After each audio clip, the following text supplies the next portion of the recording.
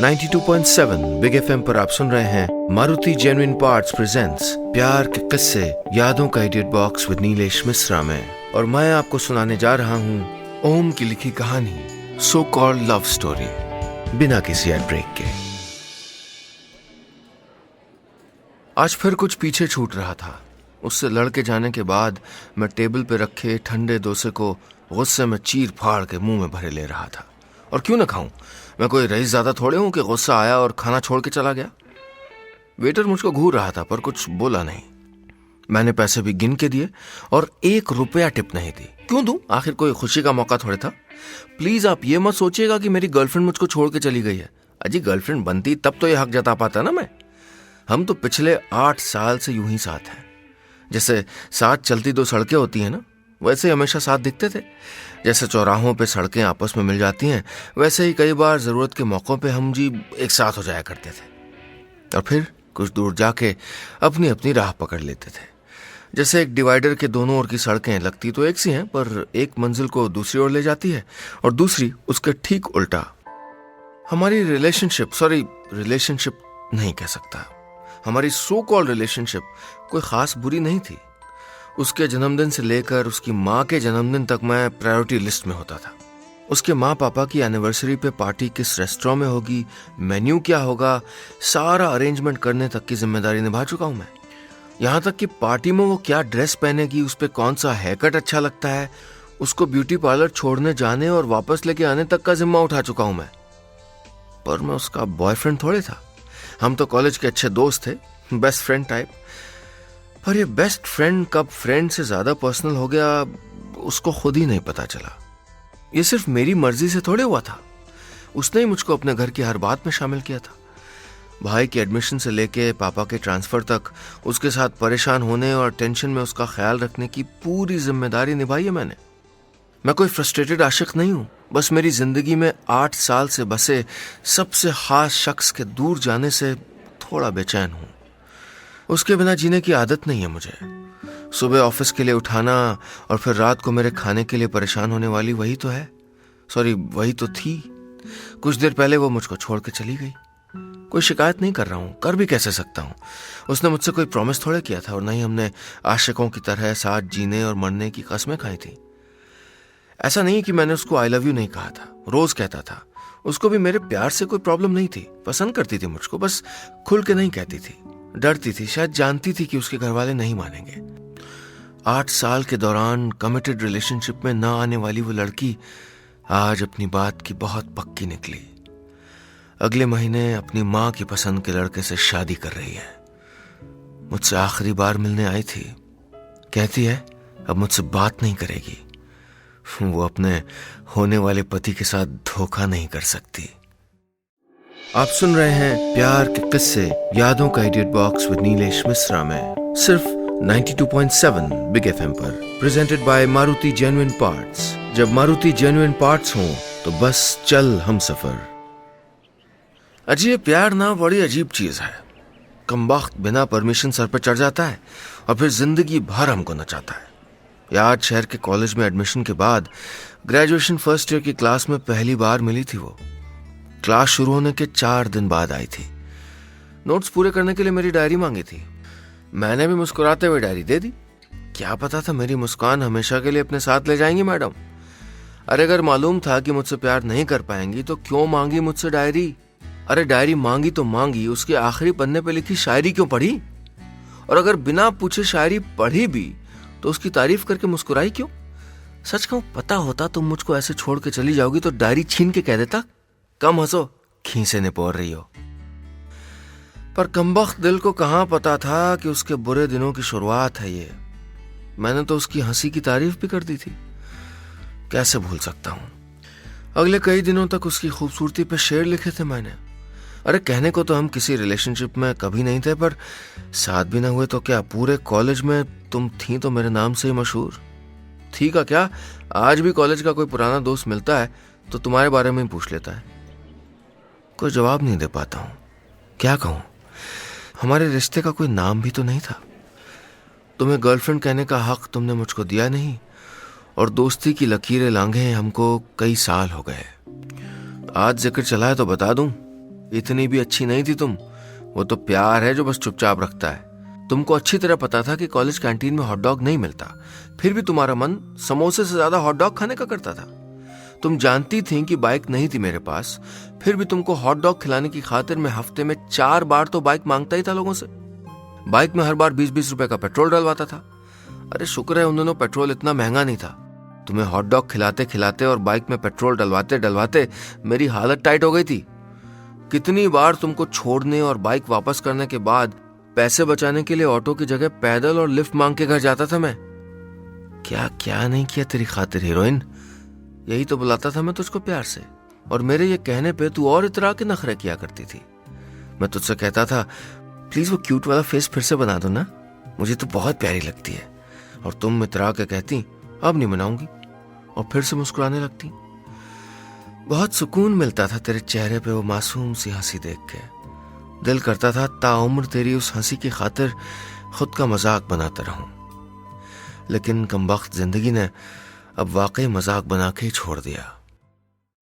आप सुन रहे हैं प्यार के किस्से यादों का edit box with Nilesh Mishra में सिर्फ 92.7 बिग एफएम पर, presented by Maruti genuine parts. जब मारुति जेन्युइन पार्ट्स हों तो बस चल हम सफर। हमने कॉलेज में बहुत खूबसूरत वक्त बिताया था। कॉलेज की सीढ़ियों पर साथ बैठकर तुम न जाने कब मेरे इतने करीब आ गई। तुम्हारे गुड नाइट एसएमएस का इंतजार करना आदत हो गई थी। देर रात छुप के कितनी बातें की थी हमने। फिल्मों से लेके कॉलेज गॉसिप तक कितनी सारी बातें करते थे हम। कॉलेज के दिनों में कंप्यूटर लैब में पहली बार माउस पकड़ते वक्त तुम्हारा हाथ छू गया था।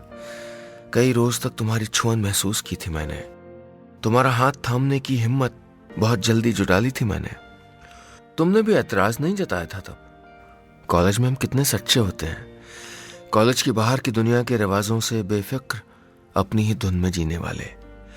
अपना ही मजाक बना के दिल खोल के हंसने का सलीका कॉलेज में ही तो सीखा था। सच कहूं तो शुक्रिया कहना चाहिए मुझको तुम्हारा। हम भले ही एक रिश्ते में नहीं थे, पर तुमने मुझको कभी अकेला महसूस नहीं होने दिया। मुझे याद है जब मेरे बाबूजी की तबीयत खराब हुई थी तो तुम ही थी जो क्लास छोड़ के रोजाना 5 घंटे मेरे साथ अस्पताल के उस कोने वाले कमरे के बाहर बेंच पे बिताया करती थी। मेरे परेशान होने पे उस रोज तुमने पहली बार मुझको गले लगा के कहा था परेशान मत हो, सब ठीक हो जाएगा। और हो भी तो गया था। तुम्हारे होने भर से जिंदगी खूबसूरत हो गई थी मेरी। कॉलेज में लास्ट ईयर में जब मैं नौकरी न मिलने पे बेचैन था तो रातों में घंटों मेरी फ्रस्ट्रेटेड बातों को तुम बिना बोर हुए सुना करती थी। और मुझको खुद पे भरोसा करना भी तो तुमने ही तो सिखाया था। सच कहूं तो जितना भरोसा तुमने मुझ पे किया उसकी वजह से मेरा हौसला हमेशा बना रहा। मेरे लिए नौकरी खोजा करती थी तुम। रोजाना कहीं ना कहीं मुझको एप्लीकेशन भेजने को कहती थी। मैं फ्रस्ट्रेशन में तुमसे लड़ता भी था, पर तुम चुपचाप मेरी बेरुखी बर्दाश्त कर लेती थी। मेरा सीवी तुमने खुद न जाने कितनी जगह भेजा। चिंता में मुझको जब रात को नींद नहीं आती तो तुमने रात रात भर फोन पे मुझसे बातें की। मेरी बेचैनी और बच्चों सी जिद को तुमने बिना शिकायत बर्दाश्त किया। मैं कोई बहुत अच्छा थोड़े था। मुझ में भी बड़े ऐब थे। तुमको खोने से कितना डरता था मैं, अपनी नाकामयाबी से कितना डरता था मैं। तुमसे इस बात के लिए लड़ता था क्यों तुम मुझसे ज्यादा काबिल हो। कई बार अपनी नाकामयाबी के लिए भी मैं तुमको जिम्मेदार बता देता था, पर तुम हर बार समझदारी दिखाती और मुझको प्यार से दिलासा देके चुप करा देती।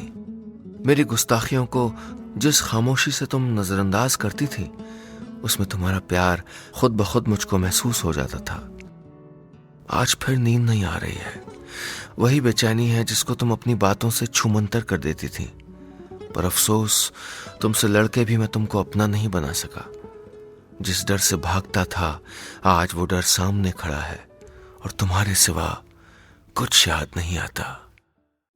आप सुन रहे हैं प्यार के किस्से यादों का edit box with Nilesh Mishra में सिर्फ 92.7 बिग एफएम पर, presented by Maruti genuine parts. जब मारुति जेन्युइन पार्ट्स हों तो बस चल हम सफर। कॉलेज खत्म होने के बाद कितना कुछ बदल जाता है। मनमौजी से लगने वाले दोस्त करियर की बातें करने लगते हैं। सबके पास जिंदगी के बड़े बड़े प्लान होते हैं।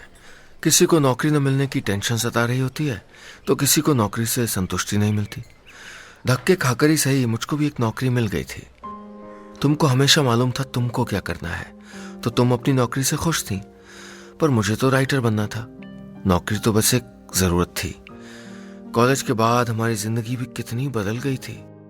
अब बाइक मांग के पेट्रोल डलवाने की टेंशन नहीं थी, मेरे पास खुद की बाइक थी। तुमको भी मेरे साथ लेट हो जाने पर घर में ऑफिस का काम बता के बहाना बनाने को मिल गया था। डिनर और रात की रोशनी के बीच बाइक पे ड्राइव, कितना हसीन था वो वक्त। अब उन सड़कों से अकेले गुजरा नहीं जाता। तुम्हारे साथ न होने का एहसास जैसे दिल को चीर देता है। ये उम्र है ना, बड़ी जालिम होती है, न चाहते हुए भी हमेशा बढ़ती रहती है। और इसके साथ बढ़ती हैं जिम्मेदारियां और समाज की रवायतें जिनसे आप चाह के भी मुंह नहीं फेर सकते। हम दोनों की उम्र 25 की दहलीज पे आ गई थी। ये 25 की उम्र बड़ी अजीब होती है। माँ को बेटी अचानक बहुत बड़ी लगने लगती है। उसकी विदाई के सिवा उनको कोई ख्याल ही नहीं आता। तुमने मुझे बताया था कि कैसे सुबह अखबार पढ़ने से लेकर रात को दफ्तर से घर पहुंचने के बाद खाने की टेबल तक सिर्फ तुम्हारी शादी की बात ही होती रहती थी। तुम भी कितना सहती। तुमने गुस्से में एक दिन कह ही दिया था, प्लीज कर दो मेरी शादी, पर रोज सुबह से शाम तक मुझको मत सुनाओ। लड़कों के लिए भी कम मुश्किल नहीं होती है 25 की दहलीज। गर्लफ्रेंड या प्यार की रुखसती का वक्त होता है, या उससे शादी करने का दबाव होता है। ऐसे में पैसे कमाने की जल्दी होती है, पर बॉस कहता है कि अभी उम्र है, सीखने की कोशिश करो। बड़ा और कुछ नया करने के सपने बेसिक जरूरत पूरी करने में तब्दील हो जाते हैं। वहीं बाबूजी अक्सर अपने रिटायरमेंट की डेट याद दिलाते रहते हैं कि जिम्मेदारी उठाने का वक्त आ गया है। माँ कहती हैं, अब तुम्हारी शादी कर दें तो हमारी भी जिम्मेदारी खत्म हो। सबको अपनी जिम्मेदारी पूरी करने की जल्दी होती है। मुझको तुम्हारे जाने से तुम पे जितना गुस्सा आ रहा था, उतनी ही तुम्हारी फिक्र भी हो रही थी, क्योंकि मैं जानता हूं कि कहने को तुम भले मुझे अपना पहला प्यार ना कहो, पर मेरे सिवा किसी और ने तुमसे दिल की बात कहाँ कही थी आज तक। अपनी जिंदगी का तो मुझको पता नहीं, लेकिन तुम्हारे लिए भी मेरे बिना जीना आसान नहीं होगा। आज वाकई लग रहा है कि जिंदगी उम्र बढ़ने के साथ मुश्किल होती जाती है। आप सुन रहे हैं प्यार के किस्से यादों का edit box with Nilesh Mishra में, सिर्फ 92.7 बिग एफएम पर, presented by Maruti genuine parts. जब मारुति जेन्युइन पार्ट्स हो तो बस चल हम सफर। प्यार में फ्रस्ट्रेट होने वालों में नहीं था मैं तो जिंदगी की हकीकत के बीच रास्ते निकालना चाहता था। मैंने तुमको जितना समझाने की कोशिश की थी कि एक बार कोशिश तो करो, शायद घर वाले मान जाएं। मेरी बात पे तुमने चीख के कहा था, नहीं करनी मुझे कोई कोशिश, मुझे तुमसे प्यार नहीं है। तुमको अगर प्रॉब्लम होती है तो तुम मुझसे बात करना बंद कर सकते हो। मुझे तुम्हारी इस बात पे बहुत गुस्सा आता था, क्योंकि तुम जानती थी कि मैं तुमसे बात करना नहीं बंद करूंगा, चाहे जो हो जाए। पर तुम हमेशा यही बोल के मुझको चुप करा देती थी, और अगर मैं कुछ ज्यादा कोशिश करता तो तुम रोने लगती और तुम्हारे आंसुओं में मेरे सारे सवाल बह जाते थे। मैं बस तुमसे ठीक रहने की बात कह के बात खत्म कर देता था। वैसे वक्त ने भी कम मजा नहीं लिया था मेरी हालत पे। एक तो मैं तुमको कैसे समझाऊं, मुझे समझ ही नहीं आ रहा था। ऊपर से तुम्हारे घर वालों ने तुमको शादी के लिए राजी करने की जिम्मेदारी भी मुझ पे ही डाल दी थी। बेटा बेटा बोल के अंकल ने बड़े प्यार से लंका लगा दी थी मेरी।